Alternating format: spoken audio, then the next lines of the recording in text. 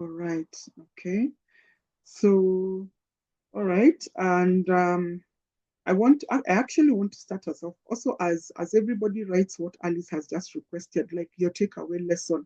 If you've been here the full 4 days, please share what your lessons have been. But as we do that, I want to start us off by just asking a very interesting question.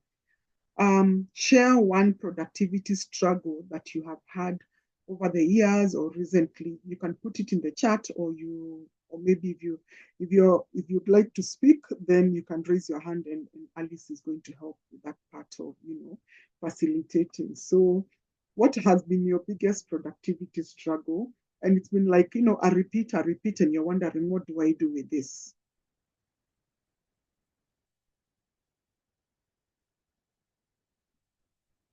Mm-hmm. I've shared mine and I'm looking forward to hearing from the rest of us. My biggest challenge has been focus, like doing deep work and just focusing and giving working without any distractions. Okay. So, okay, focus and yeah, working without any distraction. How about the rest of the ladies in the room? What has been your biggest productivity challenge? Please type it as we go so that then I'll be able to start because I think this will help Marie, do you to. mind sharing? You can just put on the chat box.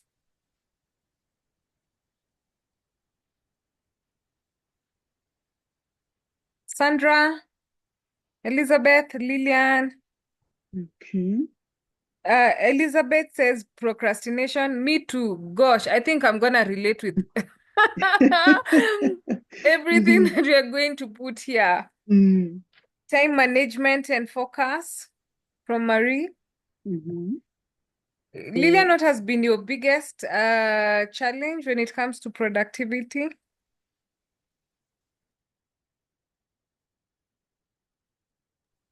But then I can relate with all this, as in yes. all of them. Mm. Okay. She says time management Lillian says also. time management. All right. Okay, great. So I would like to believe all of us have had a challenge in all these areas. So as we go, I will definitely be addressing this. Thank you for your participation.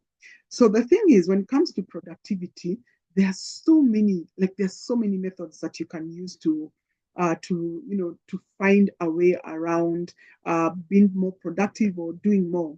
But the thing is, you need to establish a few things. First of all, you need to establish a method that works for you. So today I'll be sharing a very quick method. And then after that, I will share with you a few nuggets of wisdom. Again, if you have questions, you can put them on the chat and I will do my best to answer them.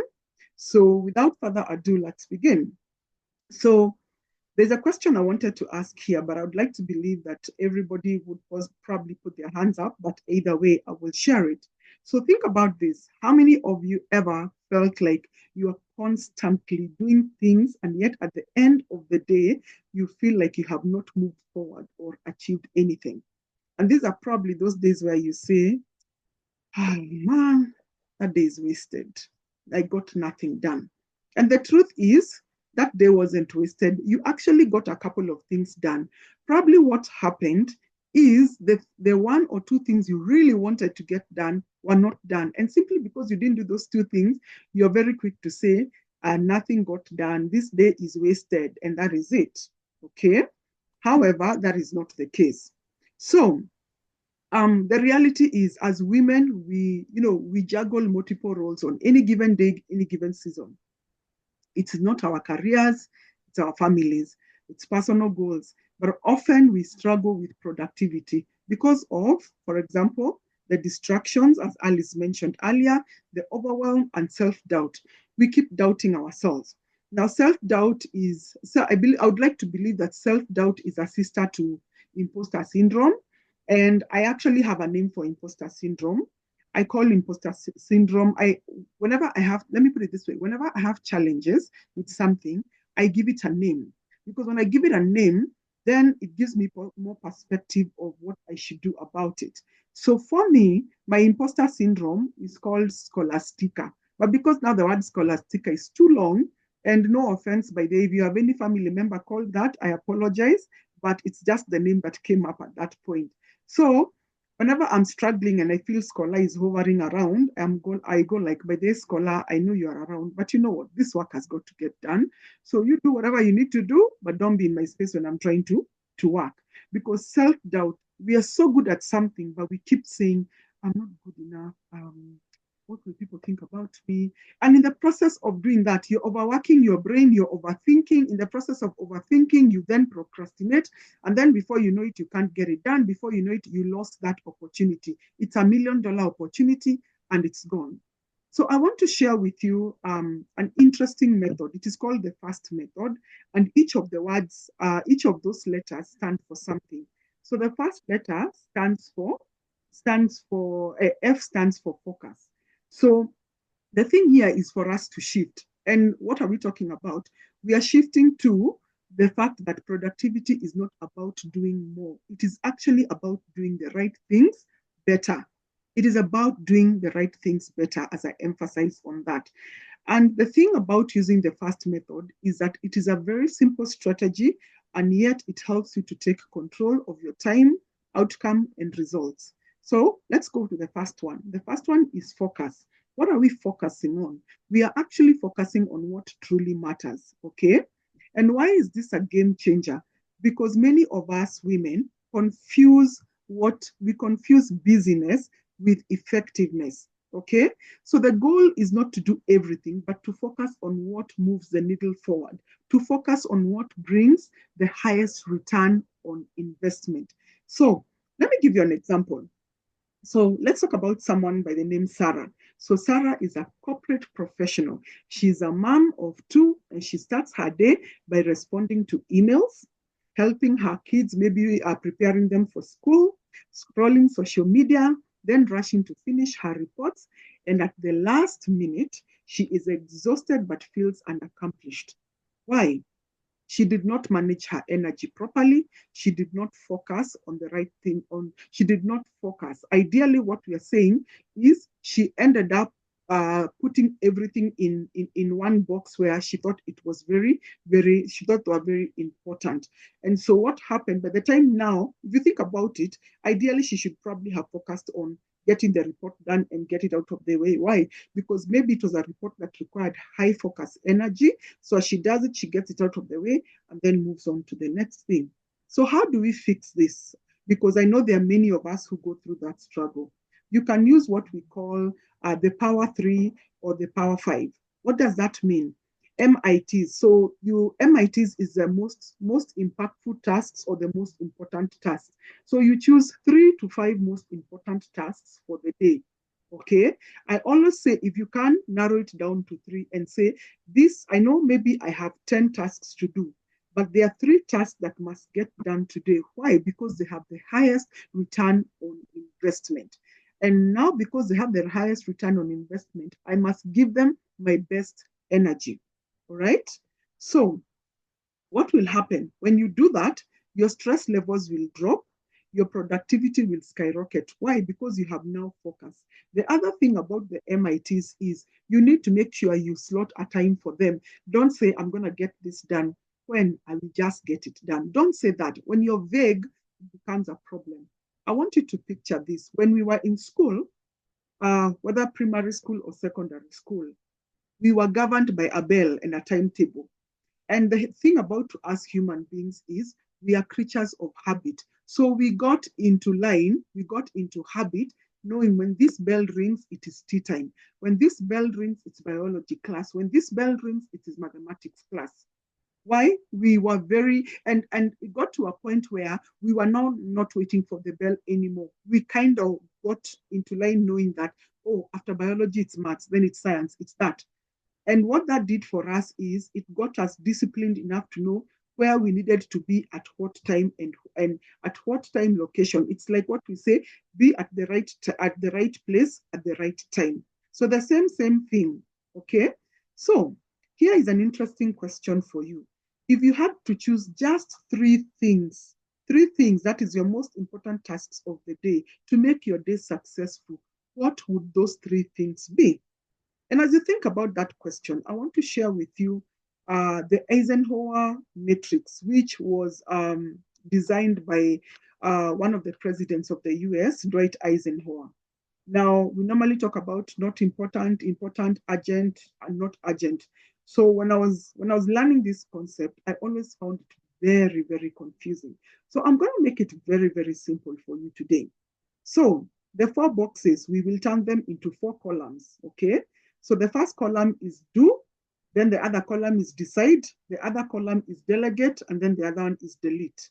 So the column that is written do means you need to do it now. So you need to list those things and make sure they are done. Now the column that is listed as decide, these are items that need to be done, but you have to schedule or schedule them depending. And I'll say I've used the word schedule and schedule because I think it depends how we pronounce it depends on our English teachers. And that's not necessarily a bad thing, but just to make sure everybody understands what I'm saying.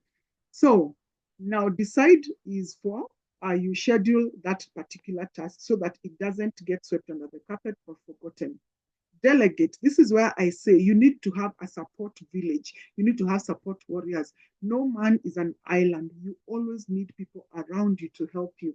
And this is why we normally say it takes a village to raise a child.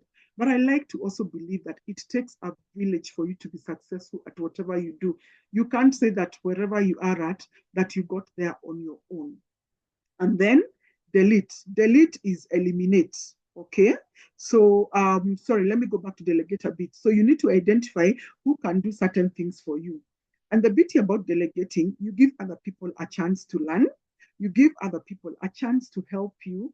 And there are people who are very willing to help. But if you don't tell them how to help you, it becomes impossible for them to help you. Then there's a delete, there's a delete column. So delete column is the one for eliminating things. Now, here's the interesting thing. I'm a bit skeptical about eliminating things completely. Why? Because a lot of times when you're told eliminate, eliminate comes from, you'll be told eliminate watching television, checking social media, and sorting through junk mail. But you see, if you don't sort through the junk mail, eventually it's going to become clutter. Okay. And then the other thing is that checking social media, not all social media is bad. Because the thing is, we are learning a lot from the social media. There are things that are helping us learn to be better, to improve self-improvement, to improve our areas of expertise. So, and then there's a part for watching television. I have seen this statement one too many times. Stop watching Netflix. Stop scrolling through YouTube. Stop scrolling through this and this.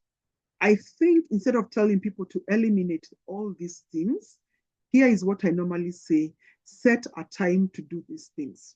So when you set a time to watch your Netflix movie or series, because not everything on Netflix is a bad watch. Like there's a guy called, I think he's called Seth Rami or something. He's a guy who teaches people how to manage their finances. He has a really good program on Netflix on it, and also a book that supports the same. So when you tell me don't watch Netflix, how am I benefiting? And what happens is we will now tend to tilt towards rebellion because someone has told you to delete or eliminate it completely. Instead, I say set a specific time to do that. Then that way you become more disciplined. You don't find yourself scrolling social media on a time you're supposed to be doing deep focus work. I'll be talking about deep focus work a little later. Now, so we've talked about focus. Okay.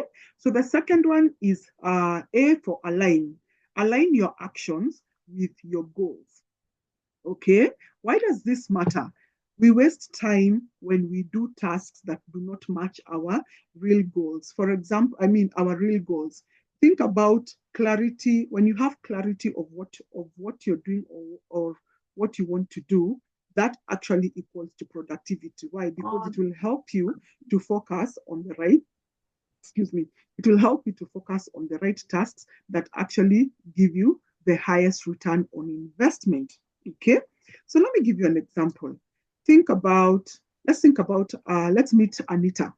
So Anita is an entrepreneur who spends all day tweaking her website. And let me tell you, I can totally relate to that. I have been there, done that. Okay. And so she spends all the day tweaking her website instead of pitching to clients. So what has happened? She's very busy, but she's broke. So how do we fix this? We apply what we call the one big move rule. So each day, focus on one action that will directly move you towards your big goal. What would be Anita's big goal in this case? To generate income. Because obviously, she doesn't generate income, even maintaining this website, which I believe has been paid for, will become impossible. So, to you, audience, what is going to be your one big move for the next 30 days? Now, understand that sometimes we want to change five, six, seven things about us in order to become more productive. It is not a wise thing to do. Instead, pick one thing, run with it, understand it. We often say it takes 21 days to build a habit, but it actually takes 66 days to build a habit. 21 days is really to get into routine. Then the in between is to get into the discipline. And then by the time now you're getting to the 66 days, it's no longer a struggle. It becomes a part of your life. So again, I will ask you, what is going to be your one big move? What are you currently doing that is not aligned to your goals or to the bigger picture or to the thing that is going to bring the highest return on investment? So another hack I will add here is something called time blocking. I had mentioned briefly earlier, but I didn't use the word time blocking. So you need to assign specific times for goal-related tasks and protect them like a meeting with your boss. Why is a meeting with your boss very important? It could be the meeting that's going to earn you there, that bonus, that increment, or even that promotion you have really been working towards. So you need to protect your most valued your time. And how sometimes I like to encourage people, if you're struggling with protecting your time in alignment to your goals, is put a price tag to your time. Let me give you an example. If you have worked in consultancy, many times over, we are paid either by the hour or by the number of days that it will take for us to deliver the project. However, there's what we call either short-term consultancies or maybe a one-time thing where maybe someone comes in for a deep dive, maybe 1 hour, 2 hour session. So give or take, I will use a hypothetical figure and say per hour, I will charge 10,000. So if I spend 5 days, sorry, not 5 days, if I spend 5 hours not having planned the day, just going around aimlessly, I have literally lost 50,000 shillings. So think about it. Who wants to lose 50,000 shillings? If you ask me whether I want to earn 50,000 shillings, oh, yes, I do. If you ask me whether I want to lose the 50,000 shillings, no. So that is the reason you need to align your goals. You need to align your actions with your goals. So number 3 is systems and structures. Okay. So why does this matter?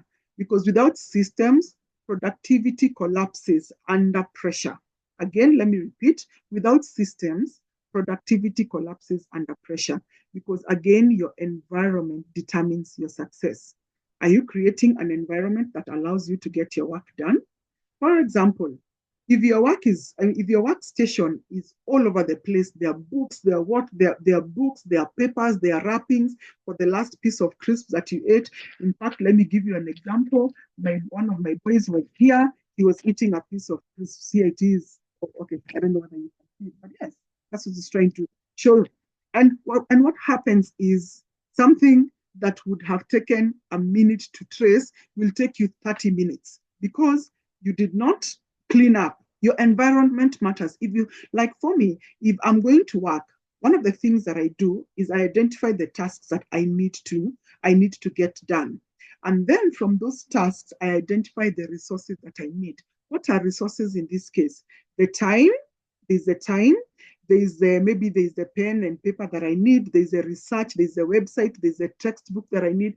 I make sure I have all the resources that I need to get my work done before I start. Because I also want to avoid something called wasted motion. Let me explain what wasted motion is. So, if, for example, like for me, I work probably most of the times I would work from home or maybe in a workspace. All right. Now, if I'm working from home, it means I have the freedom to move about more than I would maybe in an office or something. But even in an office, this would apply. So I go to the kitchen and I realize I need a cup of coffee. But I also, by the time I was going to the kitchen, I was also filling in my water bottle so that I make sure I stay hydrated. And then I remembered that I also was going to get some peanuts. So this is what happens. I come to my desk, I walk to my desk with my cup of coffee. Just when I have sat 5 minutes later, I'm like, oh my gosh, I forgot the water bottle. So I walk back and now I get the water bottle. Then when I sit 5 minutes later, I forgot the peanuts. Then I go back. Now, by the time you realize that's 15 minutes already lost trying to figure out, I have gone back and forth. Yet it was something I could have done in one go. I could have carried my water, my coffee, and my peanuts in one go. So I ended up wasting a lot of time. And this is now what is called wasted motion through going back and forth. So here is the interesting fact that you might not know. When you keep interrupting yourself that way, it takes you an average of 23 minutes to refocus. So imagine if you're going back and forth, 23 times 3 is 66. So you've already lost an hour right there. So you can imagine. So think about, just think about it and ask yourself, do you want to lose that? So that is why it is important to have systems and structures. The other beauty about having systems and structures, it actually prevents you from what is called decision paralysis or indecisiveness. You stop having to think, what do I need to do today? What do I need to do? So for those of you who might be wondering what systems and structures are, think about putting a schedule. When you wake up in the morning, what do you do in the morning? Maybe you pray, maybe you work out or something. Like you have a very systematic way of following through your day. Whether you are working for yourself or you are employed or running a business, there needs to be a way you run your day such that you're not second guessing or doing guesswork on how you need to live through your day. Another way is to do something we call habit stacking. For example, Jane wants to work out, but she keeps claiming that she never has the time. Why? Because she has no system in place. Like she hasn't quite slotted a place, timing to say after breakfast I am going to the gym or I'm going to work out. I'm going to work out from the house for 30 minutes. One of the ways that she can try to put in a system is to what is it called?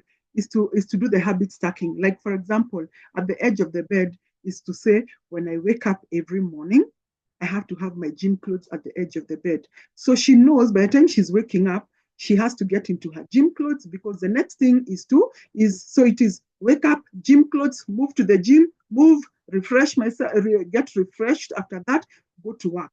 So now it becomes a habit. But again, the most important thing is to be able to say every day you have slotted in this. Now, if you can have a schedule that works for you each and every day, and the thing is, you're not going to achieve a successful system or structure within a day. You keep tweaking it as you go. I'll give you another example, and I'll be sharing with you. I will be sharing with you an example of my routine so that maybe it can help give a better picture.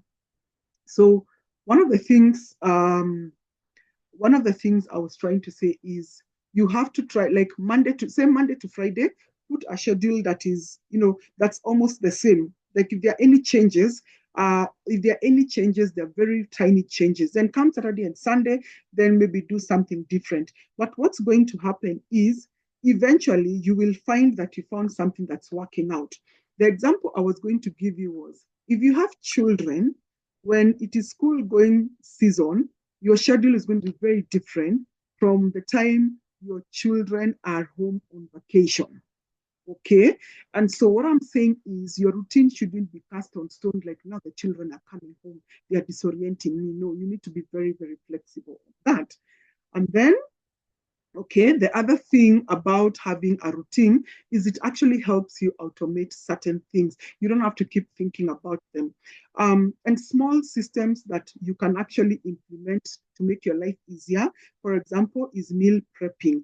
Like if you can prep your meals, pre-prep your meals, say on Sunday or Saturday, that actually prevents you from thinking, for example, if you have a housekeeper, she'll be calling and asking, Mama, so and so, what are we eating today? Or when you're leaving when you're leaving for work, And then you're telling her we're eating chapati and there's no wheat flour in the house. And so she starts telling you, okay, now you know I need the money to go and buy. Then you look at your pockets and you realize, oh, I'm broke. Oh, I need to go to the bank. Oh, I need. So you start to find yourself getting disoriented over things that you would have actually been able to do in good time. So, meal prepping, automated reminders. Most of us have smartphones. You can use your smartphone to give you those the reminders. Then also morning planning and checklist. Let me mention something about checklists because this has been a game changer for my household. So you can actually come up with any form of checklist as long as it works for your household, because what works for my household does not necessarily work for your household.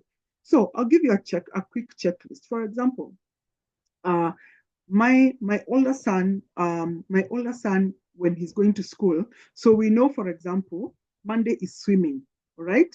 So that means his school bag has to have his swimming costume there. On Wednesday is sports day. Sorry, is sports. So he will be wearing sportswear to school.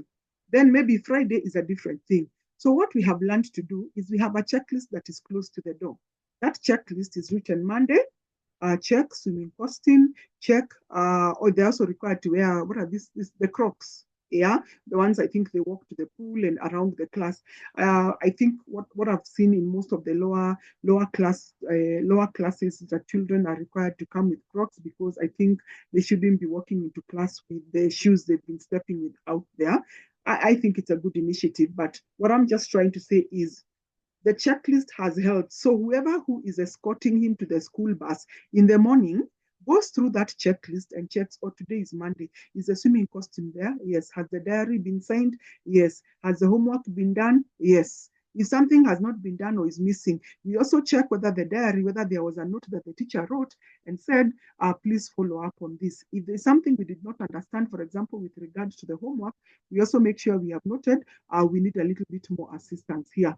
What that checklist has done is it has allowed us to become very efficient.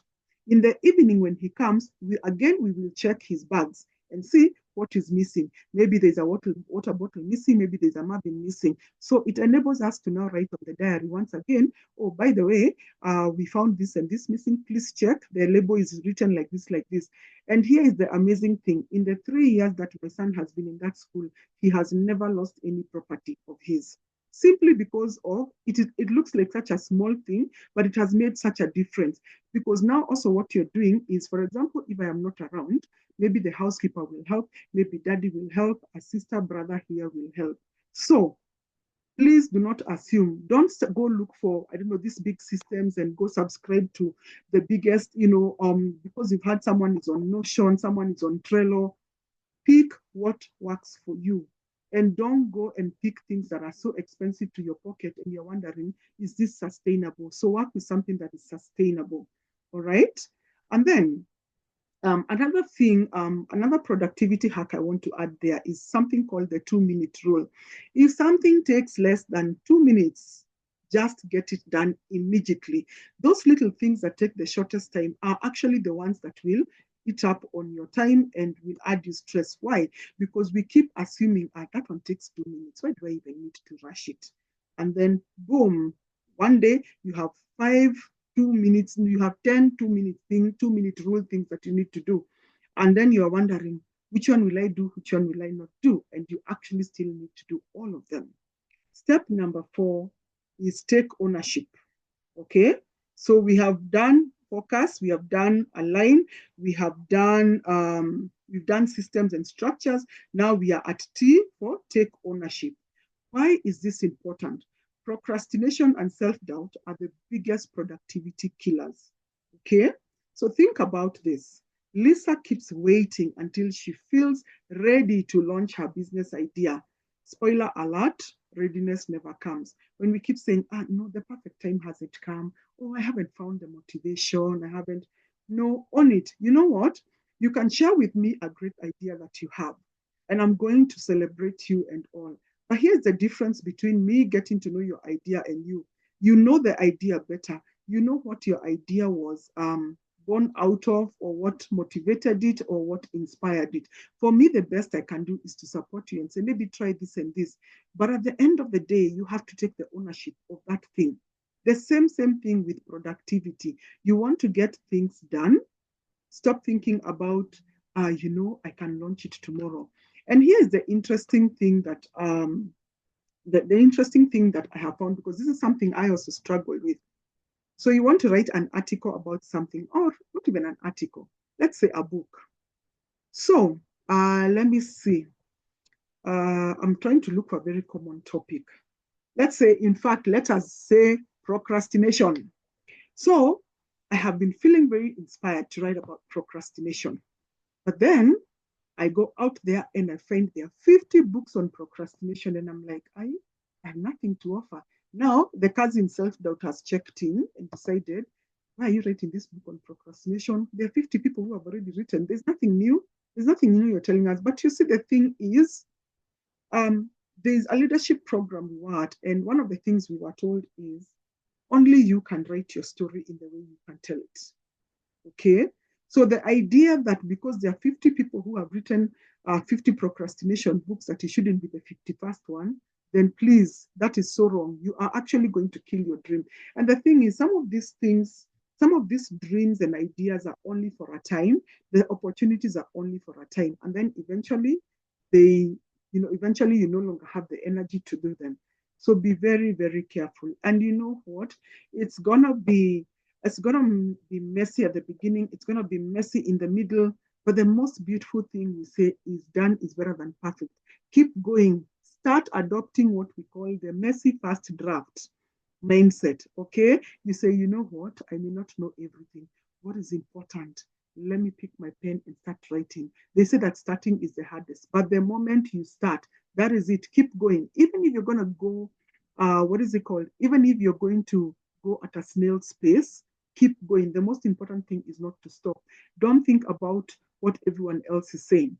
And this is where I give a disclaimer. Be very careful who you're sharing your dreams with, because there are people who will actually come to kill your dreams because they haven't gotten to the level where you are at to appreciate what to appreciate your mindset or your line of thinking along the thing that you're trying to work on. So be the kind of a person who looks for people who have either been there before you so that they can encourage you. Don't go shouting to everybody. Tell specific people, this is my dream, this is what I'm working at, and this is how I'd like you to encourage me, and then keep going. So I want to ask you a very interesting question. What is the one thing that you have been delaying because of fear? And please know, this would be a conversation for another day, but there's actually fear. There's fear of failure and there's even fear of success. But now, the reason we end up struggling with fear of failure again is because we've allowed scholar to rent room in our brains to keep telling us we can't do it. But we've also shared our dream to the wrong people who keep saying this will never happen. I will share a quick personal story, and this is about my late mother. So, my mother was someone who loved to read, and I took the gift of reading. I believe I picked that from her. So when she finished high school, she didn't pass as she had expected. But one of the things that happened is that her determination the determination meter sort of just kept going up. And so on this particular day, she was helping out in the farm. She got bitten by a snake, and by the time they realized what was going on, the leg had swollen, and so she was on crutches. And when I say crutches, it's not the modern things we are seeing now. It's a makeshift kind of stick to just help you move from one place. And so she used to go to the local high school to read the newspaper, because then there was only one available newspaper in the local high school. The school principal was a good friend, so allowed her to keep going to the library to read the papers and all. So she sees this advertisement that there are scholarships for people to go abroad. And so, remember, she's healing from a snake bite. And so she picks the next vehicle to Nairobi, and she goes to Nairobi and she says, I have come to this office because I've seen you're giving scholarships for people to go and study. And she went in faith. And it's like, you know what, something has got to give, because me, I'm not staying in the village with my folks. And my grandfather at the time was also not very excited about the grades that he had gotten. And these guys asked her. I remember when she was narrating this story, it was on a Tuesday. He said it was on a Tuesday when she went to Nairobi. And they asked her, are you ready to leave are you ready to leave for Europe next week? She said, yes, I'm ready. So she left her details. They fixed her passport. And she was told, come on this day to come and get your passport. And then she went back home. And she went back home. She told my grandparents, my granddad, Dad, I have gotten a scholarship to go and study in Europe. And so I want your blessings. And my granddad, now remember, this is a person who initially was saying, I'm not happy about your grades, 1 to 3, 1 to 3. And my granddad now went to my grandmother and said, are you listening to what your daughter is saying? Has she ever heard there was anyone who ever went abroad? What is this story here? Now, remember, remember that he wanted her to go study. He wanted her to study and become something, as all our parents expect. And so it took a lot of convincing because my mother was telling my grandpa, Dad, I'm not even asking you for a single cent. All I want is for you to give me a blessing to go and study. One of my mother's brothers is the one who now sat my grandfather down and said, in this family, you have taught us that education is a very important thing. So she has come to you and she has said, you know what? I've gotten this scholarship and I want your blessing and your support for me to go. Eventually, he managed to get through to my grandfather, and shortly the whole village was involved. So the day my mother was going to the airport, my grandfather rented all the vehicles he could get in the village to get the whole village to escort my mother to the airport. Very memorable. This was back in 1975, and she was gone for 12 years. She came back. She came back with a degree and 2 master's. Okay, why am I sharing this story? My grandfather, when he was refusing my mother to go, was coming from a place of fear. A parent is afraid you're going to a foreign land. I don't know what's going to happen to you there. She went, she came back. And by the time she came back, she was many years ahead of her time. She actually got the opportunity to sit in rooms with presidents and translate the Russian language, the French language, and whatever other language she had studied.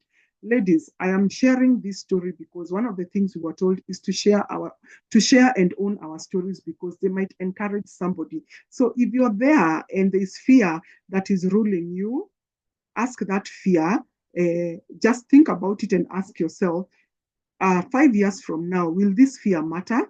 I believe it will either make you regret or say maybe it was the right decision to say, I am going to do it in spite of the fear that is within me. So, lastly, again, I will ask you, what is that thing that you are delaying because of fear? So another hack for you here is the 5-second rule, just like the 2-second rule, you know. And this one, the 5-second rule is known by, I mean, most of us know has been talked about a lot by Mel Robbins. It's simply, you count.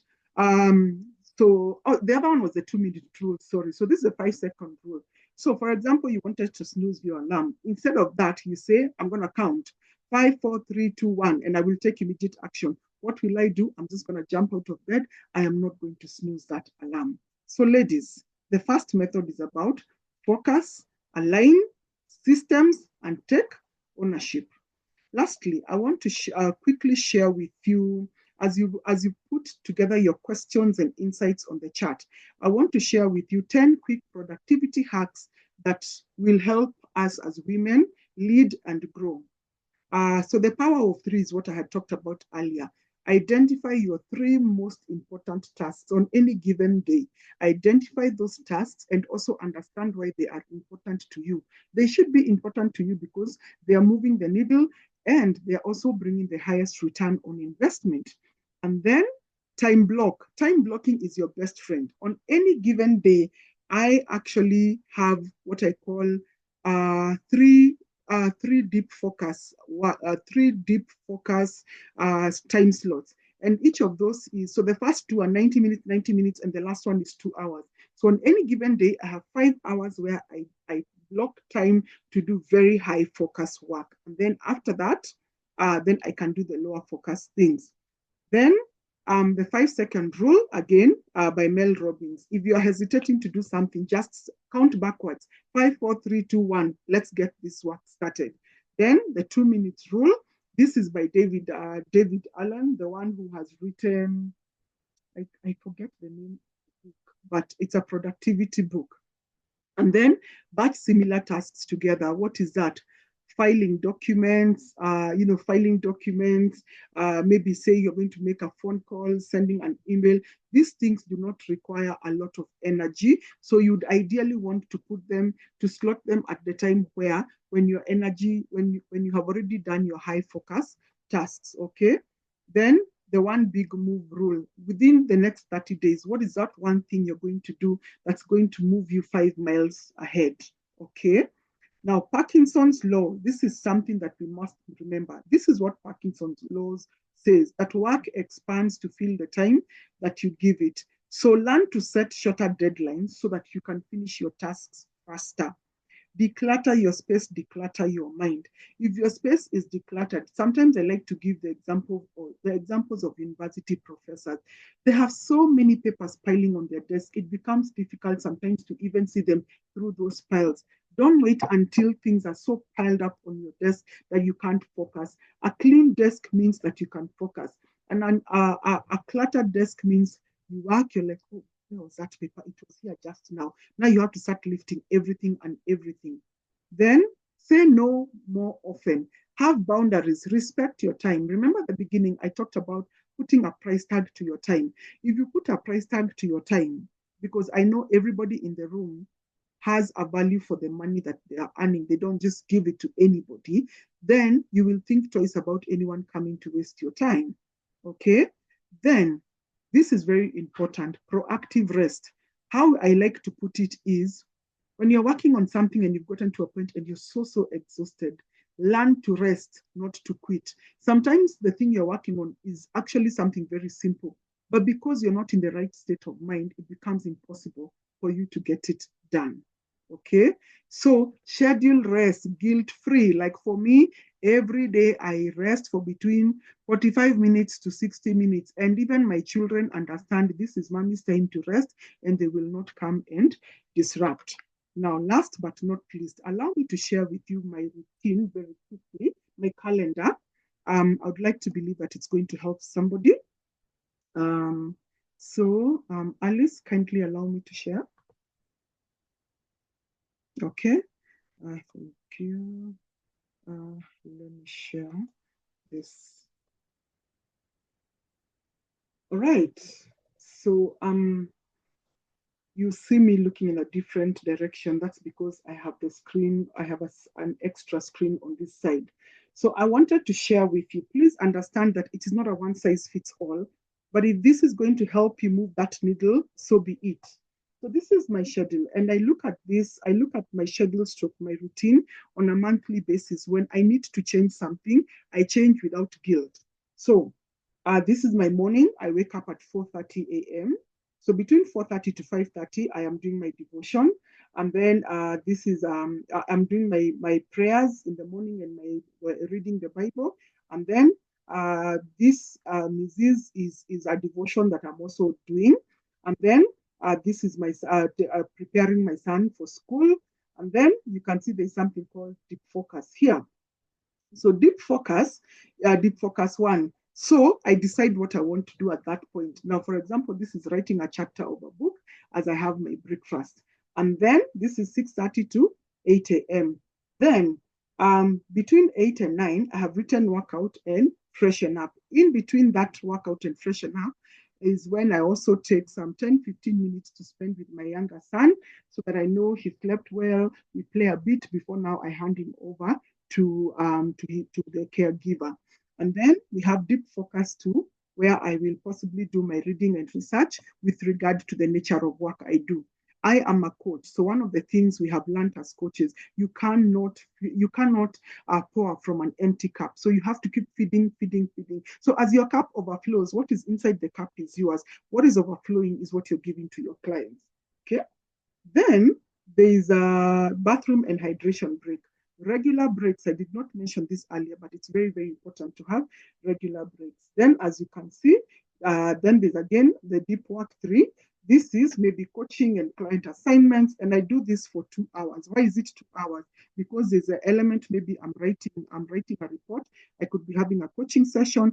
I could be creating a coaching product or a service. It could be different things, but I said, because this is my last deep focus time, because after that I have understood by the time we're getting to towards 1 p.m., my energy is already sipped out. So I can't claim that I'm going to do anything more serious at that point. Then I now have my lunch break. So if you look at my lunch break, it's about 1 hour and 15 minutes. So this lunch break, either I might decide to go to the kitchen and cook, but many times over the meal is already ready. But I also take a 20-minute nap at that hour. I know not everybody has the luxury of that, but I do that because it helps me re energize a little bit more for the afternoon. And then I love to crochet. I find it very therapeutic. So I crochet as I listen to a podcast that would help grow my mind and also grow the kind of work I'm doing, but also because for me, I believe in continuous self improvement and personal development. Then, as you can see, between 4:30 and 5:30, by the time now the older one is back from school, so we have quality time. Quality time here is we can sit and do homework, we'll do an activity together, we'll just do something that helps. Okay. Then we do dinner prep. So dinner prep between 5:30, 6:30. If the boys want to help, they'll help. Usually the housekeeper will help here and there. And then after that, you can now see. So between 6:30 and 7:30, I kind of try to disappear a little bit around this time, because many times over, by the time actually you something interesting, even though it's written here, dinner preparation, by the time it is 5:30, 6 p.m., the dinner is actually ready, because we have tried to also make sure our children are on routine. When you put your children on routine, when you put your household on routine, I can tell you many times over, your stresses will be gone.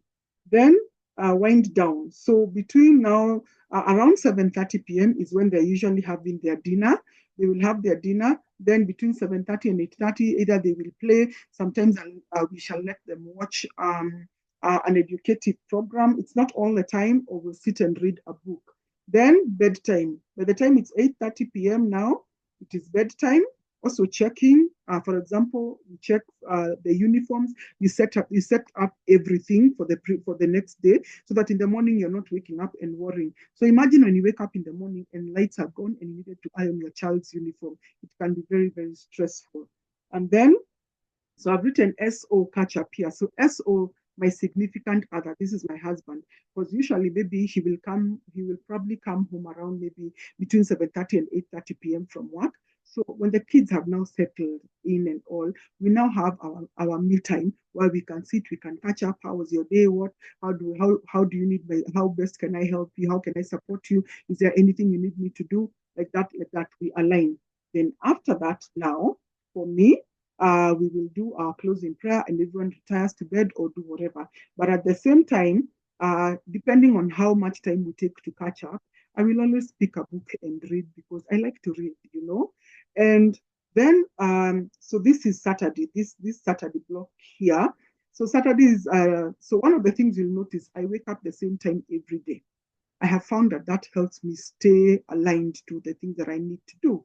So you'll see a few things have changed. So the time the young man is supposed to go to school has now changed to workouts. Okay, because now we are not prepping him. So I get to work out for like 1 hour. Then again, I pick a few things. So now my schedule changes from 9 a.m. When I've written here homesteading, it's very simple. I want to look at my household, see what needs to be changed. Do we need to declutter?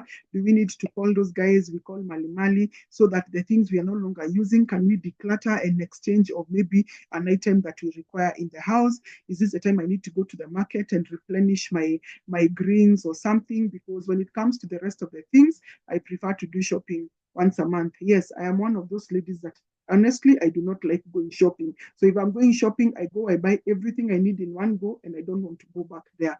Then lunch and relax. So remember, I talked about setting a time for what is it called? I talked about setting a time for specific things. So I did put social media here it's not in the schedule here, but that lunch and afternoon nap, I have actually put it open. I can go through my social media, I can read a book, I can sleep or whatever. Now, if you look on Saturdays, we do lunch and relax. So between 1 and 5:30, I'll probably do some crocheting. I could decide to go visit. We can sit and watch a movie as a family, or I can decide to catch up on, someone might decide they want to watch something different. So maybe I'll pick and watch something different like that. Then at 5:30 again, dinner preparation went down, and basically we kind of go align back into the same team. So if you're struggling with a routine, feel free to reach out. I'm happy to help on that. But I hope that what I have shared will actually add value to each one of you who has been in the room. Thank you so much for listening. Alice, over to you. Wow. That was so amazing. Like, oh my goodness. I was just writing down, and you've given me so many amazing ideas, especially that last bit for the schedule. And this is so amazing and so timely for me because just before we got into this session, I was actually telling my daughter how from Monday, my schedule needs to change. Like I need to work on a few things. So this is so heavenly sent. And I am hoping that I am not the only one with these sentiments. Ladies, do we have any question? Any question? Any comments? Something that you need clarity on? Please just feel free to unmute and ask, or you can just put it on the chat box.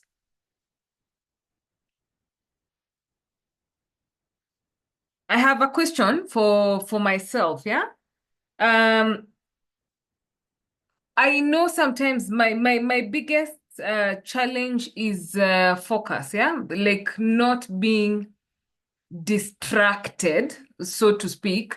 So my question would be how, and focus and motivation. You know, there are days I wake up and I'm so motivated, and there are days I wake up and I'm literally like pushing myself.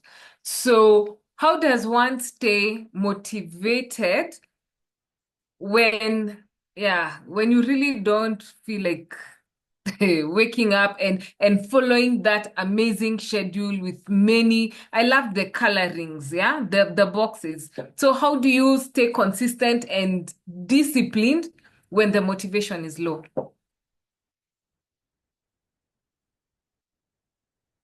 Oh, sorry, I admitted myself. So I love that you have asked that question. And because this is an all women setting, I am going to say something to you that is very, very interesting. I discovered this along the way. Now, as a woman, your energy will vary at certain times of the month. There is something called period fatigue. So either just before you experience your periods or after you experience your period, you are going to go through a very weird kind of exhaustion. Well, this doesn't happen to everybody, but it does happen to some of us because you're wondering, okay, I ate, and then Yeah. what's going on? So sometimes that's what it is. You might actually find that you're struggling with that. And when I have found myself in such a situation, because it took a while to understand that, because that's the other thing I didn't even mention. The food that you eat actually matters. If you're eating the right food, it generates the right energy. You also need to understand your energy cycles. So to actually answer your question, Alice, it is important to understand where you are in terms of is it that time of the month that your energy is getting sipped out? And if that is the case, then what you need to do is to actually extend grace to yourself and look for things that require less energy for you to do. You can't be perfect every day. Like you can't get everything done every day, the same energy from day one to day 365. It's impossible because what we are humans. We are not superhumans. We are not like these AI robots that are doing everything and then they don't get tired. They can just do everything. That is one. The second thing is it's so important to understand the bigger picture. Why are you doing a certain something? One of the things I have learned is I have learned that there are things I can do very well within a short period of time, and then there are things that I actually need time. So you have to understand how well do you operate in monotony or in structure. There are people who are very random. This I will pick and I will run with it and finish. So I think it's also about understanding your speed. Because sometimes we lose motivation because we're doing the same thing over and over and over. We get tired. We're like, oh my God, we are back at it again. So one of the best things you can do for yourself is to say, I have realized if I'm working on something for 4 days in a row, I'm just going to get bored. So you know what? I'm going to divide this thing and I'll make sure it gets done in the next 2 days. So that way, you're motivated to say, hey, if I get this thing done in 2 days, it means I have 2 days to myself. Maybe I can actually take myself on vacation or I can reward myself for something. And then lastly is how another way when I find that I'm losing motivation or motivation or that just to get things done, I sometimes go to the internet and I look and I see what are people doing. Let me listen to other people's stories. It might help. I sometimes research and say, I am working on this project and I'm struggling in this particular area. What are other ways I can be able to keep to build momentum to get it done? Now, also the thing is, and obviously I can see we might have to have another session at some point. You have to understand what your distractions are. Many of us keep saying, oh, I get distracted, but you don't know what is distracting you. I have understood that if I work when I'm doing high focus work, I need a particular workstation. So I make sure that that workstation is clean, clear, and nobody is at that workstation. When I'm doing lower focus work, I move to a different workstation. Why? I'm trying to kill the monotony. But I also understand that low focus workstation comes with a certain level of disruptions and distractions, but I can survive through them and I will get them done. But the first order of business at that point is to understand what is the distraction. Is it my phone? Is it all the windows that I have opened? Is it the internet? Is it my neighbor who is banging something? Is it, you know? And then you have to understand which distractions are within your control and which ones are without your control. That which is within your control, work on that. The one that is not, please don't get annoyed. Please manage your energy because when you get annoyed, you are actually moving towards the negative energy and sipping it out.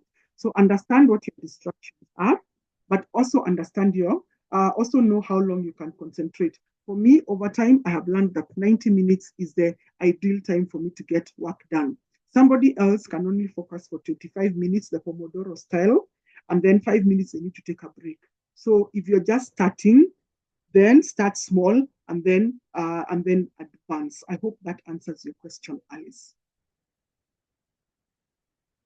Does beautifully. And I've even made a note that to just, check on my schedule, my calendar, Mm-hmm. and just see. I really love that concept of period fatigue, and it's something that I will look at. Thank you so much for that. Yeah, there are Mm-hmm. few there's some comments that have come in. Please allow me to read them. Mm-hmm. And let me start from the top. Marie says, thank you very much. This was insightful. I do agree. Then Lillian says, this was great. Do you mind sharing that amazing, colorful schedule so that she can try to make hers or maybe a template? Mm-hmm. Interesting. It's Then, actually, allow me to just answer that one quickly. It's yes, actually yes, Google please. Calendar. It's Google Calendar. Oh, wow. Yes, it's Google Calendar. It's not even the paid version. This is just a very straightforward version. So it Wow. gives you all these colors. Maybe now that you say it, I should actually put together one of these findings how to put the schedule. But if you feel Yeah. it's something you want to do very quickly, I am sharing my contact on the what is it called on the chat. You can pick it and get in touch with me, and I can help you go. I can help you work it out step by step. Go on, Alice. Beautiful.